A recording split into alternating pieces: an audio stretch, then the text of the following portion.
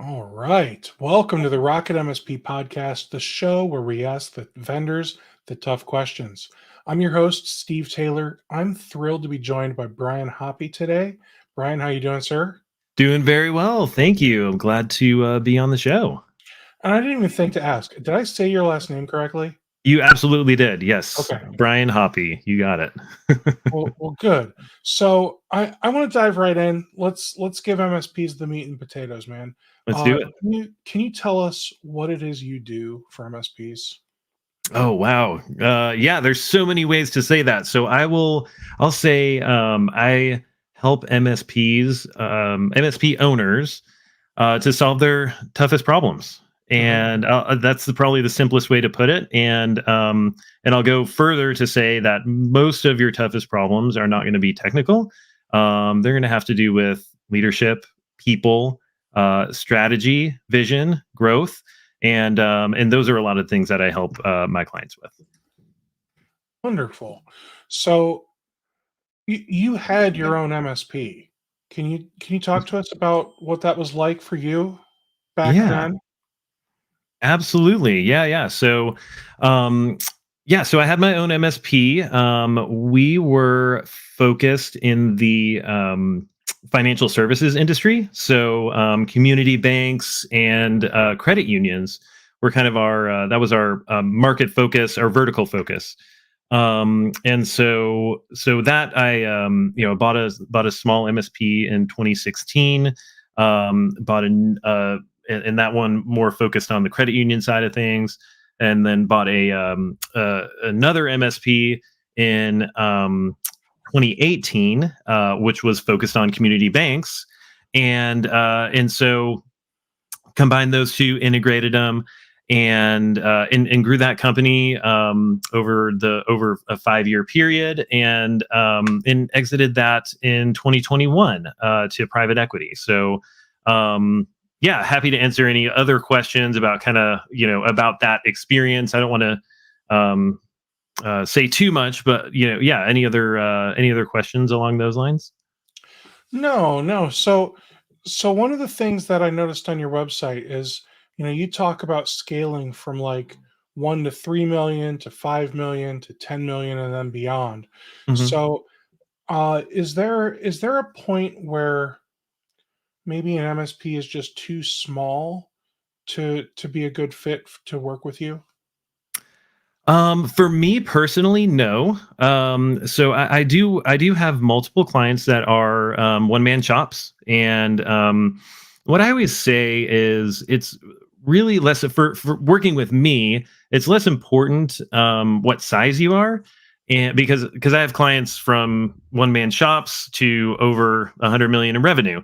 Um, it's less important what size you are, and it's really more important who you are as the owner, and what do you want to be, because it does take a certain individual to actually benefit from coaching, right? If you're somebody who's kind of like, no, I've got it, I know everything, I'm just gonna do my thing, I don't want any input, I don't want to grow, it's not going to be a good fit, right? So I'm looking for people who are high performers. I'm looking for people who know that they don't have all the answers, that are willing to really explore what's inside them, and how they show up in the world, how they show up to their clients, to their team members, what kind of a leader they are, and want to improve in those things. So it's really less important what the size is, and much more important, what's your mindset, and are Mhm. you willing to grow? That's what I would say about that. And I saw a quote yesterday, and I might butcher it, but it Okay. was something like, um, "People who think they know everything make life a lot harder for those of us who really do." There you go. I love So it. so That's would you funny. say so would you say that you're looking for the people who know they don't know everything and who are able to be humble about that? Yeah, yeah, to an extent. I would say that's right, right? I mean, and I'll raise my hand because I have a coach, and I coach other people, right? Hmm. But that's kind of to say like, hey, like I don't know everything. Hmm. And the reason I benefit from having a coach is because I know that I have blind spots still, right? As much inner work as I do, as much planning as I do, as much coaching other people as I do, I can't see everything myself. And so I need somebody who's going to ask me the tough questions, who's going to help me think more deeply, and who's going to help me see things that I cannot see myself. And so yes, I think you're spot on there. Awesome. So, what are some key points in growth that you've seen most MSPs struggle with? Because I feel like there's probably, whether it's getting from 500,000 to a million, or maybe there's always a stall point once you hit like 5 or 6 employees, or 10 to 12 Hmm. employees. Like, what are some of the stall points that you see happening frequently with MSPs as they scale through the different stages? Yeah, through the stages. So I would say there's um, one of the things that really that happens to a lot of MSPs is they get really used to growing by referrals, right? So you can and you can, if you're really good, you have the right clients who are well connected and you're well connected, you can grow through referrals maybe to the $2 million mark or something like that. And then it kind of stagnates, and part of that is because you're so reliant on referrals, you haven't built a sales engine, so you don't really have those consistent leads coming in. um, so I'd say like I see a lot where that 2 million is kind of a stagnation point. And then even from kind of going like you mentioned, that 500,000 to a million. um it's learning to find the right people, learning to put the right process in place, figuring out, yeah, how do I actually start to work at scale. And then there's some point in there, and the dollar figures maybe are less important than what's happening inside the business. But another thing that I really see um, is maybe also around that 2 million, 1.5 to 2 million, where the owner has kind of is used to being kind of the center of things, right? Like everything kind of goes through them. And they think, man, if I'm gone, nothing's going to happen. People are going to mess up, all of that kind of stuff. And so they kind of get themselves stuck in this cycle of, I just want people to be able to take care of things without me. And but I haven't delegated enough in order to be able to for that to be the case, right? Or in order to be Mhm. able to step away and just have things run smoothly.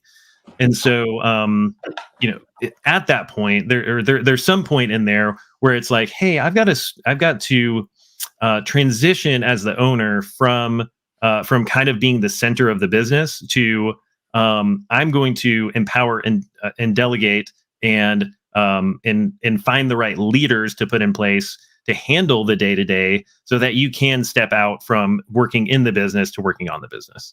Um, so those are, I would say, some of my thoughts on those. It's probably not, it's not like there's no like cookie cutter, I don't think, but there are some common things, and those are some of them that jump out to me just as we're talking here. So Gotcha. Okay. yeah. So as an MSP scales, I've found that the owner or founder, that role needs to evolve, and like significantly, right? So, what are the most important mindset and leadership shifts required to enable growth? Mm. Yeah. I think kind of tailing off of what I was just talking about. Yeah, we get so as owners, we get so into the day to day of the business. We know that it's so important to take care of our clients, and we know that we've got to help our team, and we want to be the best leader that we can be. But sometimes we get in our own way. And so really empowering your people, and in the big transition in there is, most people start as as a technologist, right? A technician, even themselves, and they add some clients, and then oh, suddenly I've got to hire somebody, and then they add some more clients, and suddenly I have 5 employees, right? And so you're a technologist who happens to have a business. Some Hmm. point in there has to be a transition from I'm no longer a technologist. Now I am a leader, and my job becomes much less about the technology and much more about recruiting the right people for to run the business, and to work in the business. So it becomes about recruiting. It becomes much more about sales. Becomes much more about strategy, and it becomes much more about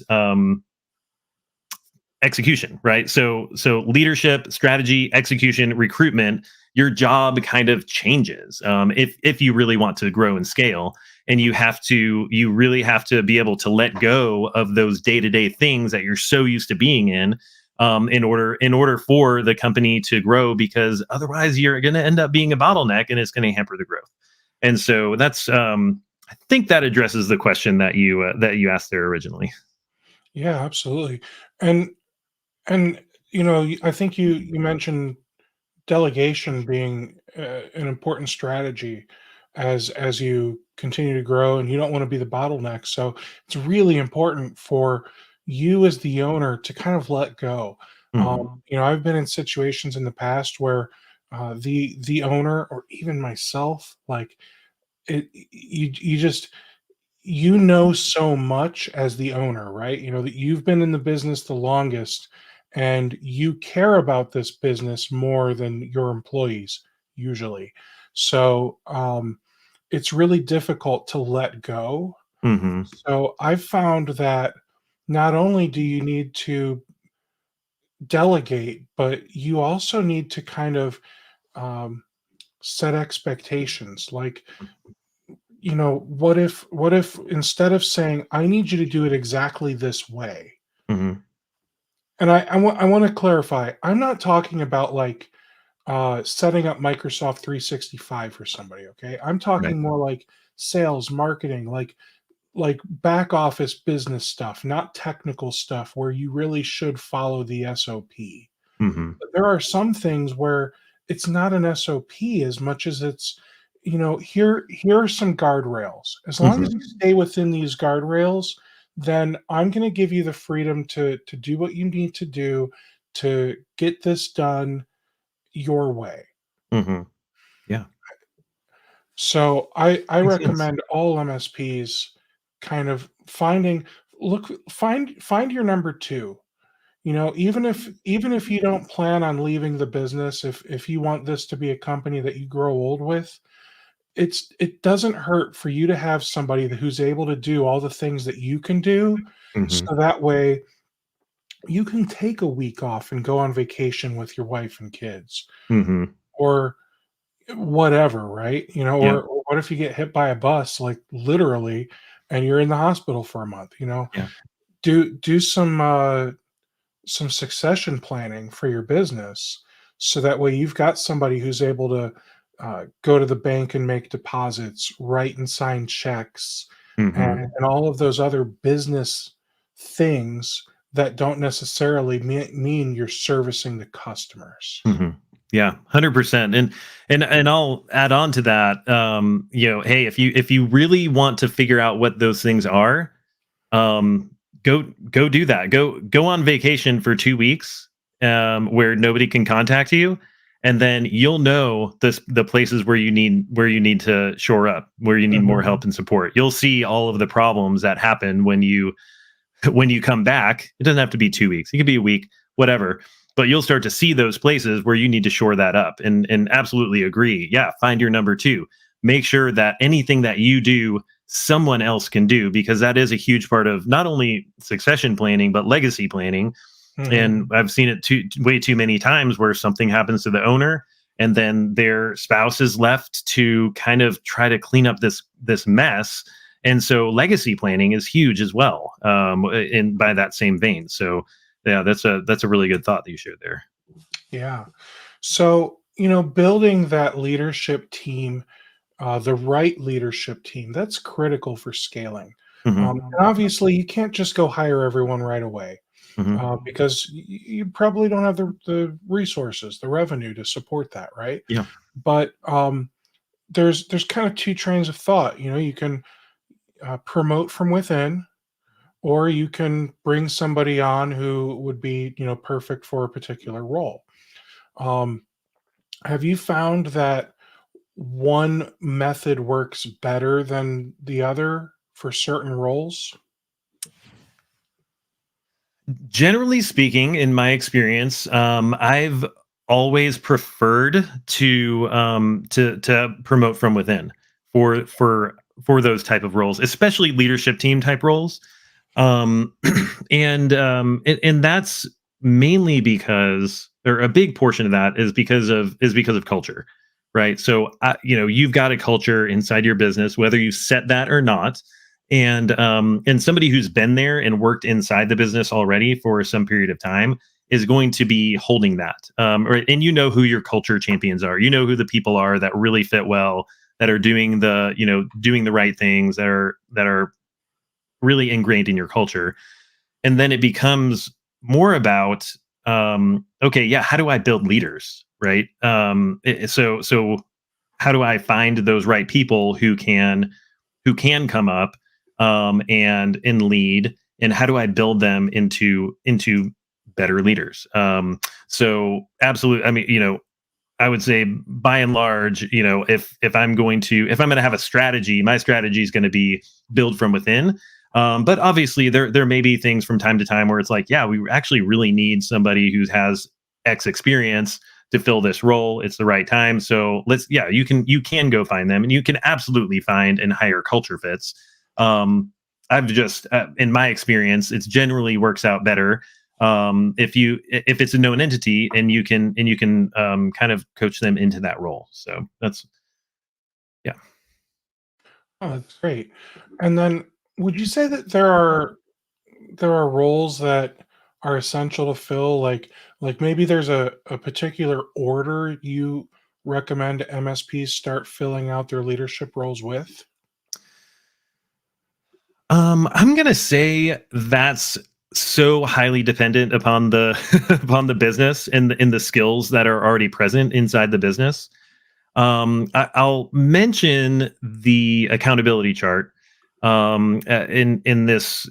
So accountability chart somewhat different from an org chart, because what you want to do is, whatever size you are, the accountability chart, what it does is actually builds out what you want that organization to look like in the future. So and this even goes all the way back to there's a book called the E-Myth. It's came out a long time ago. But it's kind of like, hey, let's build the organization how we want it to be. And if you're a smaller MSP, you as the owner are probably filling 10 seats on that accountability chart. But what the accountability chart is hey, here's all of the roles that we have. Here's the what those roles are accountable for. And you build that out, and then you put names in those roles. So if I'm the owner, I might be CEO, I might be head of sales, I might also be head of finance, I might also be head of engineering, I might also be head of account management. Or maybe you have people that are in some of those roles already, but what you want to do is build that out so you know what the organization should look like. And then as you grow as the owner, what you do is you figure out, hey, here are the things that I'm actually not as good at. And so it would actually, when it comes time to hire one of those roles or to promote one of those roles, I know which one's the next target, Mhm. because I need to get myself out of that so I can focus on what I like to call the zone of genius. So that's kind of what I like, how I think about building that out is build out that accountability chart, set out what you want the business to look like into the future, and then figure out what, if you're in multiple seats, like figure out what you need to pull yourself out of first and delegate to somebody. And then that's a natural way to kind of to proceed forward in building out the organization. And would you say that some MSP CEOs should pull themselves out of tasks that they enjoy doing, because sometimes those tasks are, I wouldn't say are a waste of time, but maybe they're like beneath the CEO level type work. Yeah, yeah, lower value type things for sure. You see it. I see it all the time. Um, where the CEO is, they're doing payroll, or they're doing all the bookkeeping and paying the bills, or or things like that. And Mhm. those are, when you think about it, those are $20 tasks, right? $20 an hour tasks. You can hire somebody, or you can outsource all your bookkeeping for a relatively small amount of money every month. Mhm. Versus, like, hey, if you're also the head salesperson, guess what? An hour of your time selling is worth way more than an hour of your time doing the books. And so yes, even if you enjoy that, what you want to find is what I call the highest and best use of you inside the company, and actually move from the lower value things, even if you enjoy them, and into the things that are going to bring the most return for the business. Now, similarly, what would you say to the CEO who has some tasks that he doesn't want to do but needs to do? Like, I hate selling, but if I want to grow an MSP, then, that's kind of a requirement. Right. Right. Yeah, yeah. um It's a hard question, because yeah, there are some things that, as the owner, we do have to do. But I find that, with some deep thinking and some good planning, most of the things that you don't like to do, you can get off your plate. Now, sales may not be one of them, but I want to dig deeper and find out, what about sales don't you like? And maybe the thing that you don't like about sales is actually cold calling. Okay, that's fine. Let's figure out what else we could do to get you meetings. What are the other options that are out there? We might do some brainstorming about that. And okay, maybe here's a strategy for actually bringing inbound leads, where somebody else is actually doing the cold calling or email outreach or LinkedIn outreach or other things, and all you've got to do is just show up to the meeting and talk to the clients, which you love doing. You just don't like this other part. So I want to dig into that a little bit more and understand, okay, what's really going on here. And there's infinite amount of creative ways that we can get stuff off your plate that you don't like doing. We just have to really dig into it and figure that out. Now, earlier you mentioned culture, Mhm. and I want to dig into culture a little more because culture can really make or break a scaling business. How can leadership team at an MSP intentionally shape their culture to support growth goals? That's a good one, and it's a huge one. I harp on this a lot with my clients. Um, Whether yeah, so I mentioned earlier, whether you know what it is and whether you've been intentional about it or not, there is a culture which exists inside your company. I would much rather be very intentional about it, and really set that culture, and really make sure that I'm creating it on purpose. So one of the ways that I do that. So many people have core values, right? You might have a set of 5 core values, and they're on your website, and they're on a wall somewhere, and that's kind of where they live, right? People, like, if you ask the team, they would be like, what are your core values? They kind of be like, you know what? I think they're on the website somewhere. Not really sure. I think I know one of them is integrity, but that's not how you create culture. The way you create culture is actually talking about it consistently, right? So I used to have a team meeting when I ran my MSP. I had a team meeting, and every single day or every single week when we would have that meeting, we would talk about our values. We would talk about, hey, here's what an example of one way that somebody embodied that value this week. here's what this really means to us, and in really talking about them and celebrating the wins that are based on them, hiring based on them, and indeed firing based on them when things are when people are not living according to the values in the culture. One of the things I do is an assessment called the 3 C's assessment, and that measures the biggest weight on that is culture. It also measures competence and commitment, but the culture is weighted so heavily because you can coach skills, you can teach, you can train skills, but if somebody's not aligned to your culture and your values, it's gonna be really hard to get them to a place where they can be an A player inside your organization. So I've got so much to say about this. I'll say one more thing is that even beyond a set of core values, what I really encourage is a culture guide.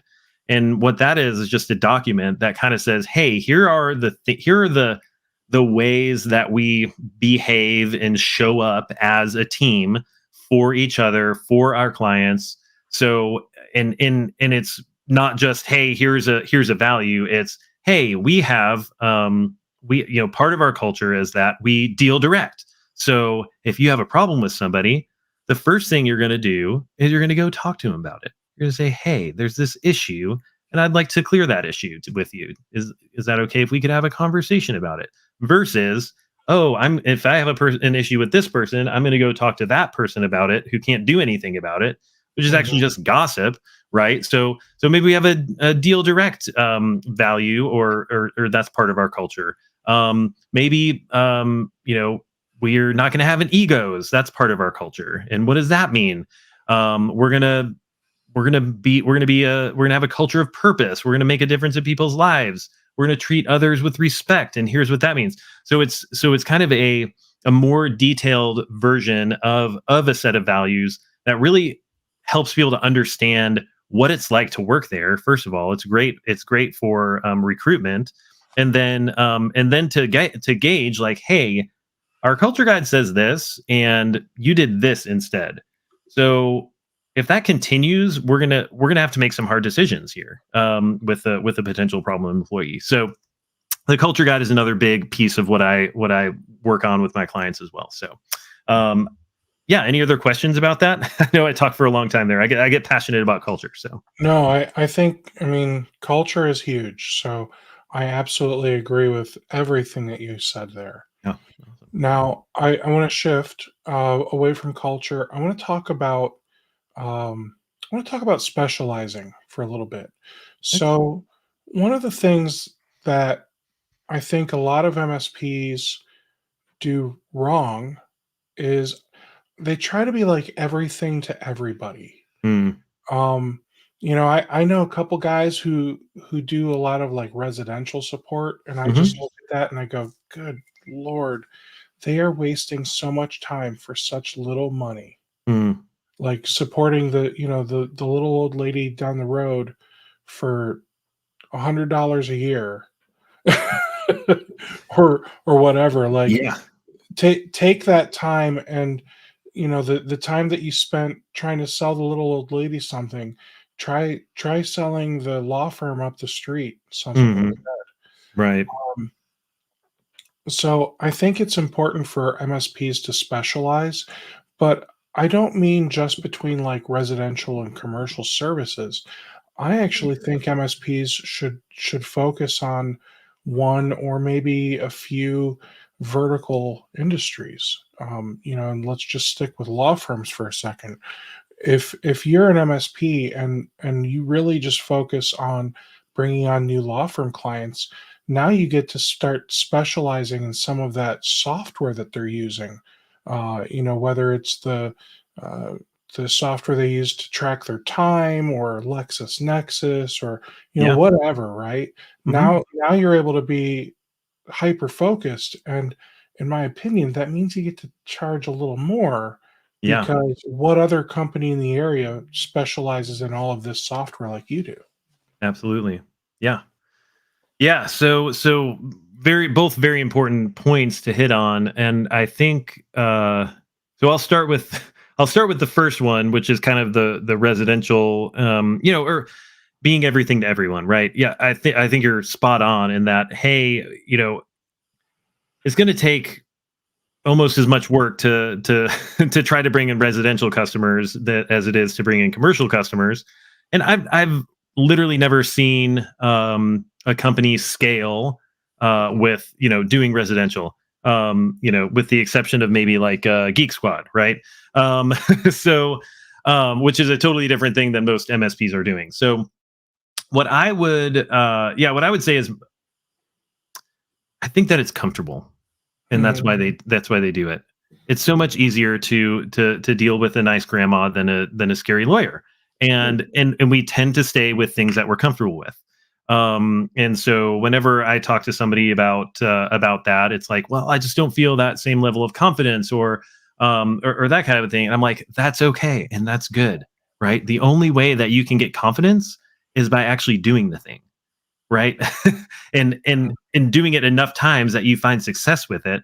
And when you do it enough times that you find success with it, then the confidence comes. But doing things that are scary is difficult. The other scary thing is, hey, we have this whole client base of residential customers. I'm afraid that if I let them go, I'm going to, my business is going to go down and we're going to close. And as many times as I've seen people do it, actually, what ends up happening, it might dip for a little bit, a month or two, and then it goes back, it goes way up because you have time to focus on much higher value clients. Um, and one of the things that rarely people do, I feel like, um, is actually really track the profitability of of each client. So having a $100 a year grandma, right? Like if you go on one service call, guess what? You're losing money. And people don't recognize that. It's like not all dollars are good dollars. Mhm.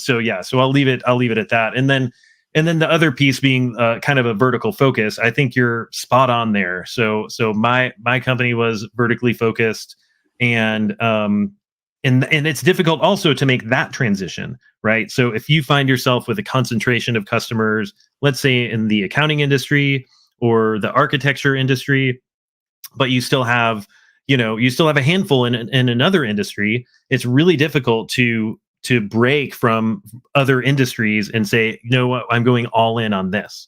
um and that kind of goes back to um the concept of the pumpkin plan, or kind of thinking about, hey, what are my best and most profitable clients, and really, really focusing on those to the detriment of everything else.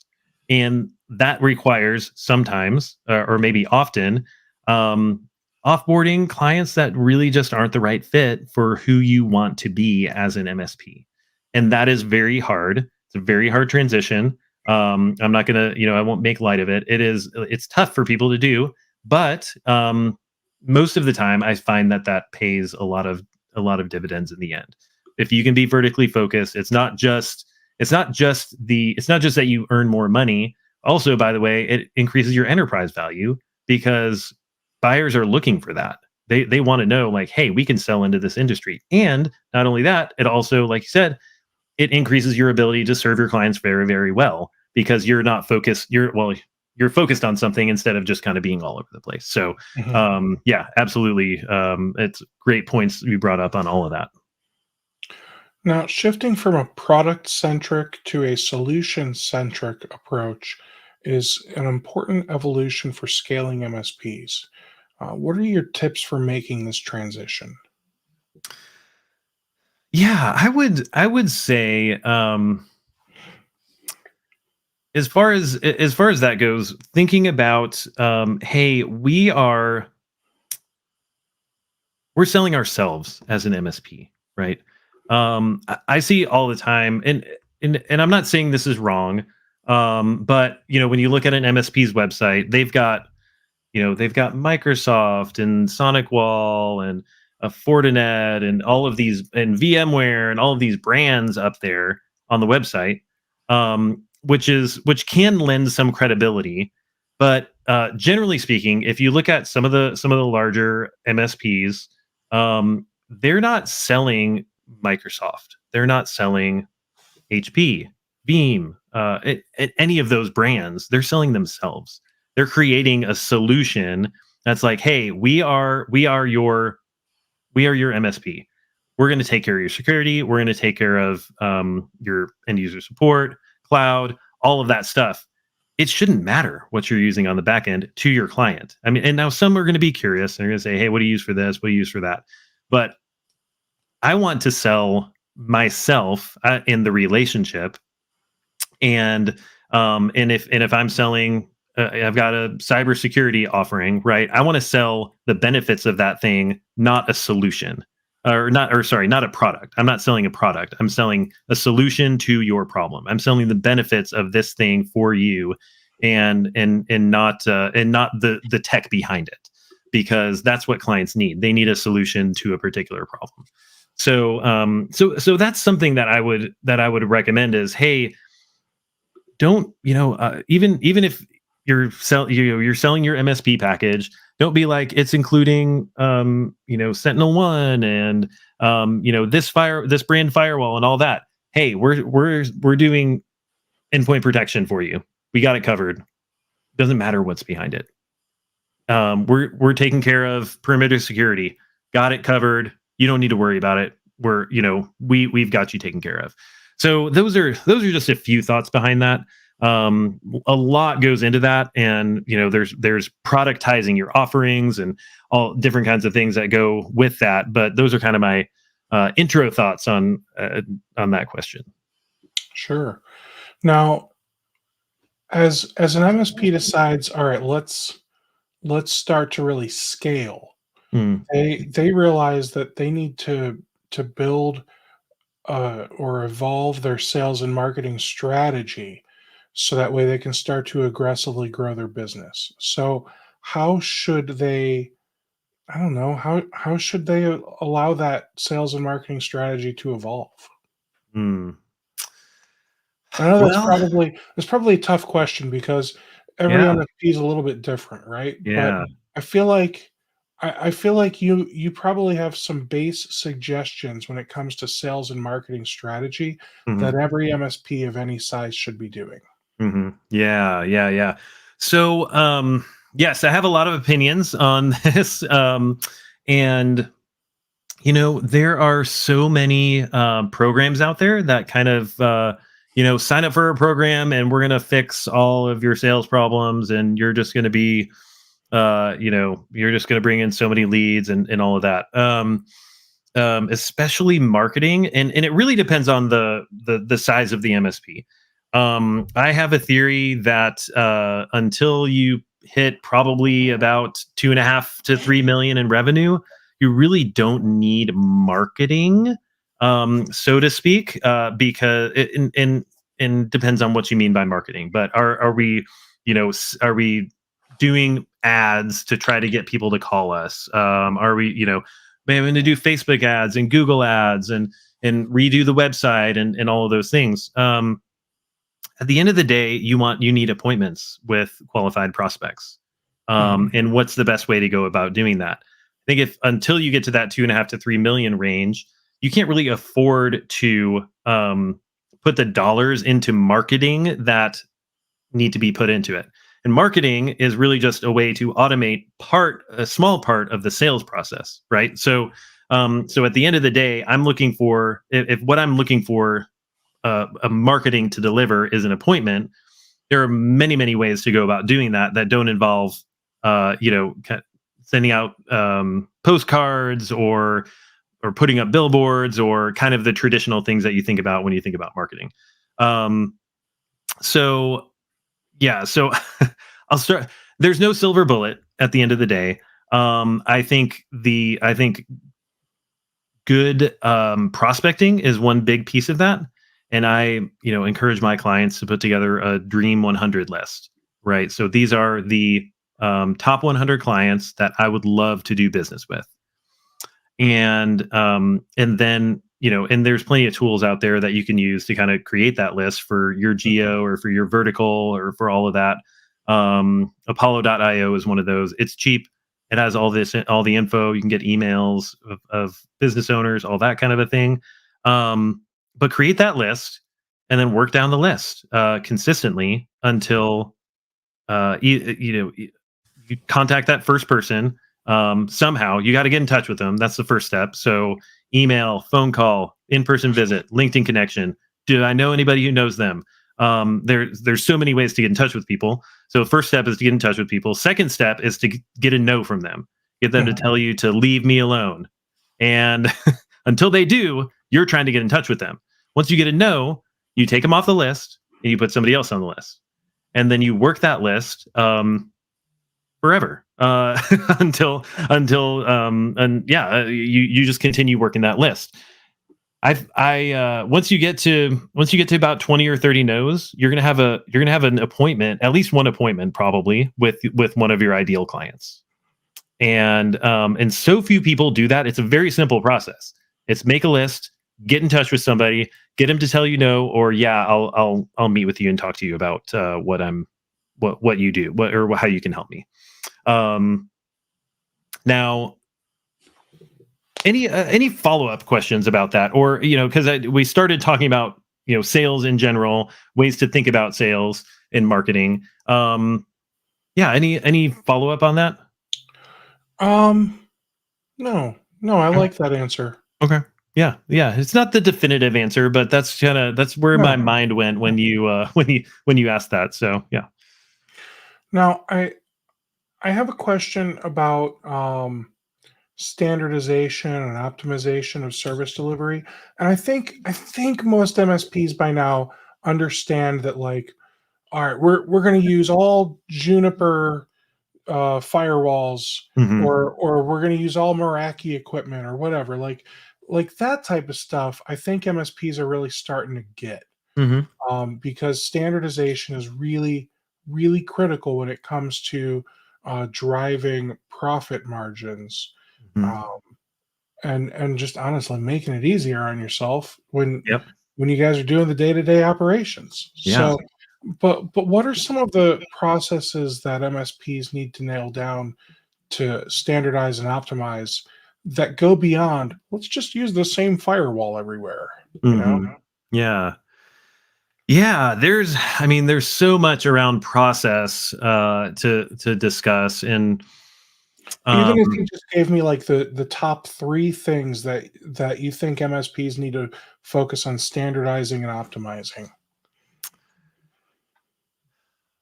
yeah, so I think that you know key processes inside the business, so I mean it could be anything from here's how to handle a service ticket, right? When it first comes in, here's the process that you walk through for that.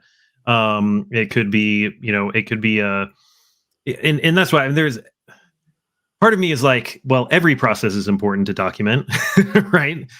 Because and I'll jump into that because I think it's super important for MSPs to understand is that you got to have a culture of documentation and process. So this is one of those things that I was like, hey, when I got into my running my MSP, I was like, hey, listen, we are going to have a culture of process here, and everything that we do is going to be documented, so such that anybody else can do that thing. So at any given point, you're either working, creating a process, working the process, or following or updating the process document. And we got a Mhm. library. I think we had somewhere around 500 or so processes documented when I sold my business, and it was in and I had a process champion inside the company who was like, "Hey, making sure everything was documented, approving those processes and everything." So I don't know that I could point to one or two that's like you've got to have this thing documented. I think you have to create a culture of documentation and process inside the company, and that's what's going to allow you to, you can have a lower level person do a higher level task if it's very well documented. And so yeah, I mean it can be everything from setting up a new O365 instance to hardening workstations to hardening servers to so many different things that it's like absolutely essential to document. But yeah, those are the things that kind of jump out off the top of my head when you ask that question. And I gotta say, it sounds like you just said you guys should get better at documentation. Oh, yeah, absolutely. I think that's what I heard. Yeah, Uh, documentation. Yeah, and there's two aspects, right? There's documentation of your internal processes, your SOPs, and there's documentation for clients, right? Like of the client environment. And it's gotten better. I mean, it really has. The tools that are out there have gotten a lot better over the last several years. Well, I guess probably over the last 10 years. There used to be nothing, and it was like you either could use SharePoint, or I don't know, you had to create your own wiki or something. And now there's plenty of documentation systems out there, but how well they're utilized, is there a documentation champion? That's a whole other story, which most people don't really have that quite nailed down yet. we have about 14 minutes left. Okay. Um, I want to talk for a little bit about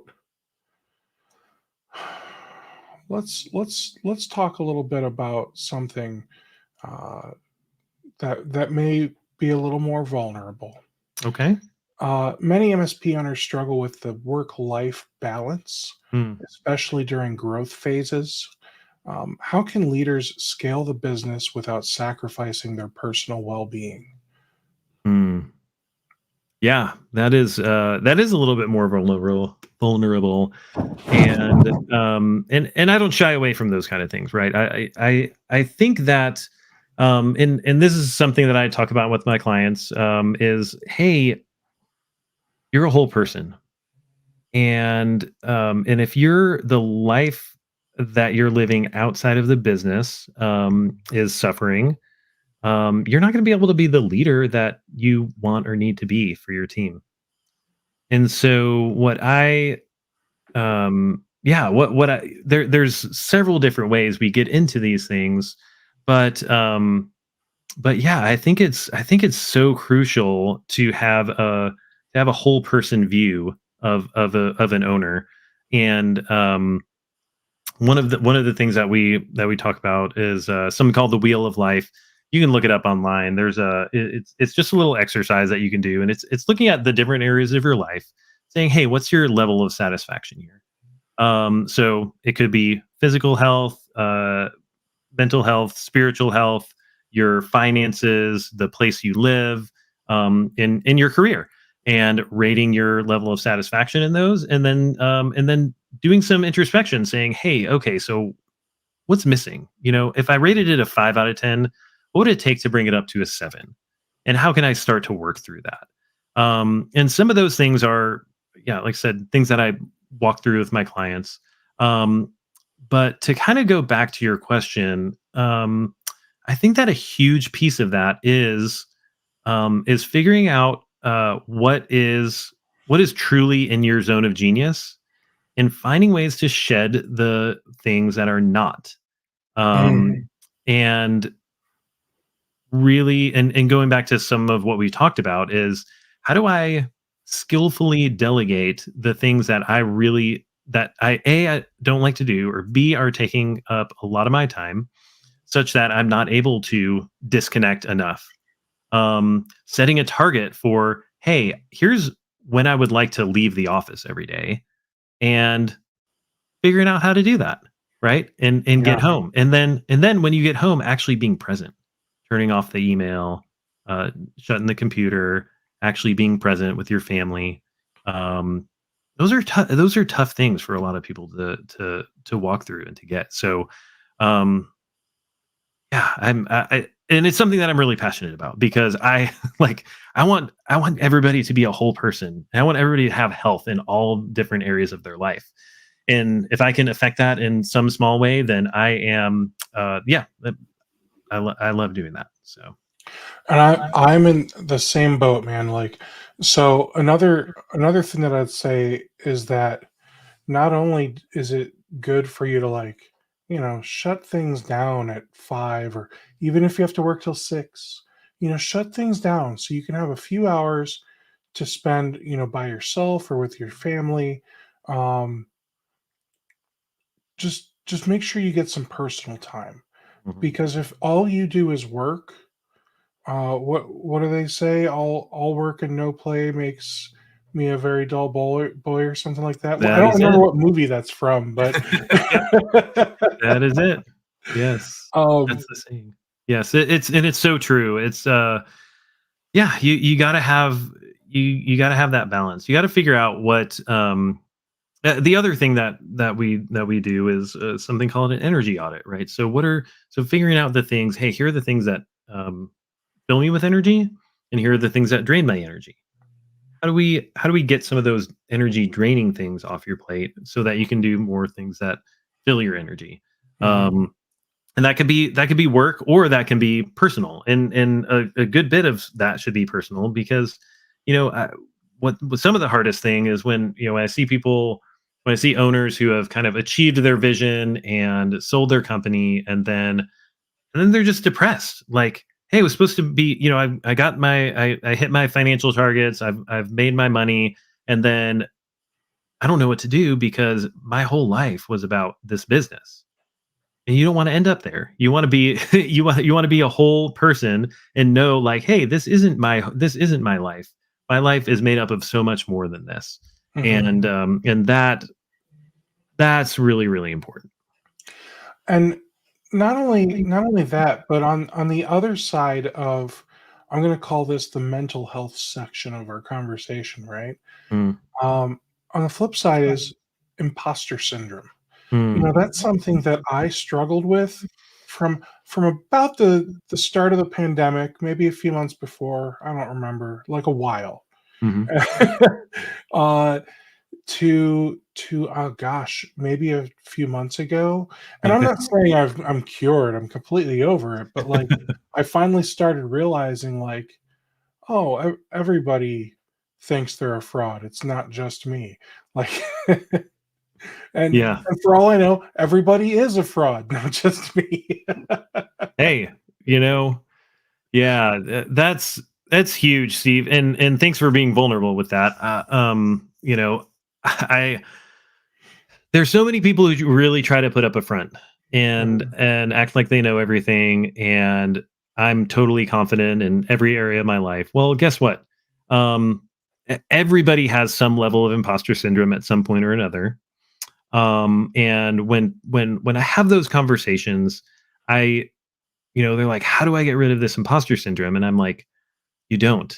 That's the thing, right? Because if you have no imposter syndrome, you're not playing a big enough game.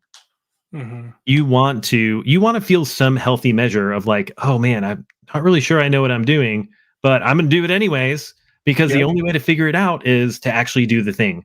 And so once you're like, and it goes along with confidence, right? Once you're fully confident, it's time to do something new. It's time to do something bigger and better and increase your skills. Do something that makes you a little bit uncomfortable. Step out of your comfort zone, because if you're not, then you're not growing as an individual, right? So Mhm, it's so important. I'm like, hey, embrace your imposter syndrome, and go and do the thing anyways. It might be a little bit scary, but that's what courage is all about, right? You're scared, but you do it anyways. And that's what imposter syndrome is. The same thing. It's you're like, I don't feel confident in this. Who am I to do this thing? Well, the world needs you to do that thing if you feel that, right? So mhm. so so jump into it and do it anyways, and you'll grow in the process at least. Now, somebody did ask a question. Do I have to be a technician in order to start an MSP? If not, how do I go around knowing what needs to go where in order to be successful? Mm. I can I take a stab at this first? You go for it. All right. So I'm torn on this, to be completely honest. I do think you need to have some technical skills. Do I think you need to know everything and, like, know how to set up Microsoft and Mac and Linux and VMware, and, like, no, I'm not saying that there aren't people out there that know how to do all of that stuff. I'm just saying that those people are unicorns, okay? Yeah. The average MSP owner, especially the ones that are doing, let's say 250,000 or less, and who have been doing that for a long time, they're not real MSP business owners. They're they've set themselves up with a job, Mm, and they're not worried about scaling, and they've probably plateaued when it comes to their skills. hmm Um, so to answer your question, if you're a great CEO and you know how to run a company and you can afford to bring on the technical people or outsource to the hmm appropriate company, like there's companies out there like the 20 where realistically all you have to be able to do is like go out and sell and support, and I say support but I mean like, uh, be like that customer success manager type of role, Yeah. and then do remote hands for them, hmm because obviously they can't go in there and unplug the firewall and plug it back in because they're all remote at the 20.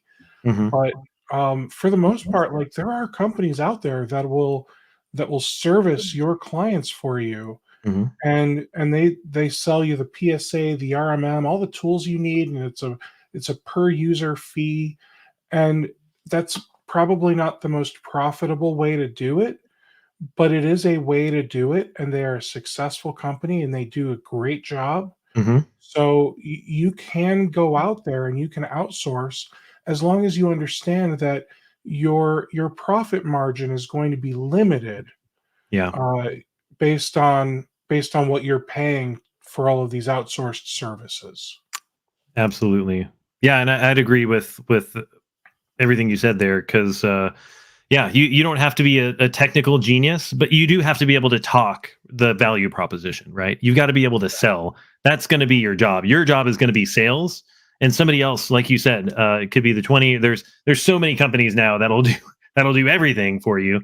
Didn't used to be there back in the day, but yeah, for sure, you can absolutely do you could absolutely do it as long as you can have that value conversation with a customer.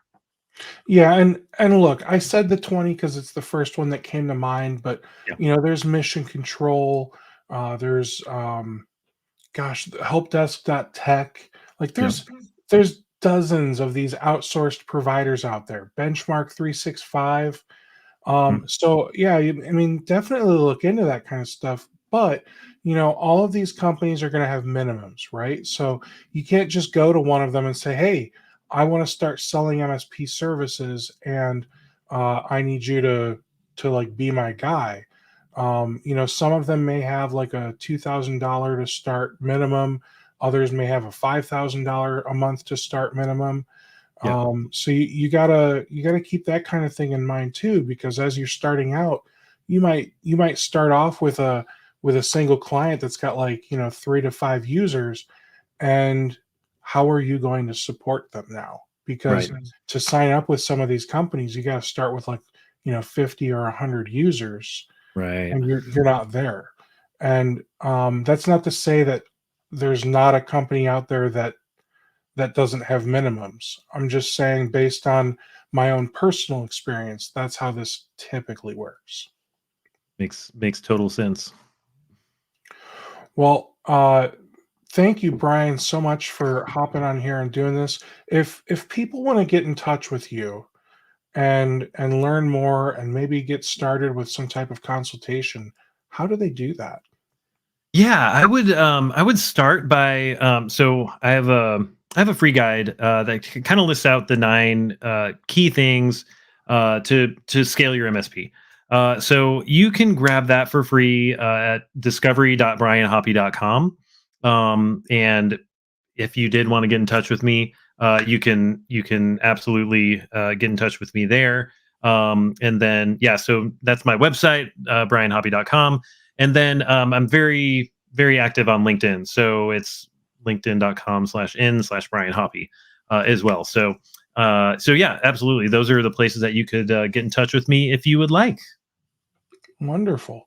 Well, hey, thanks again for being on this live stream today, Brian. You are a wealth of knowledge. I look forward to chatting with you again sometime soon. Thank you to those of you that stuck around to the end. You're the reason we do this.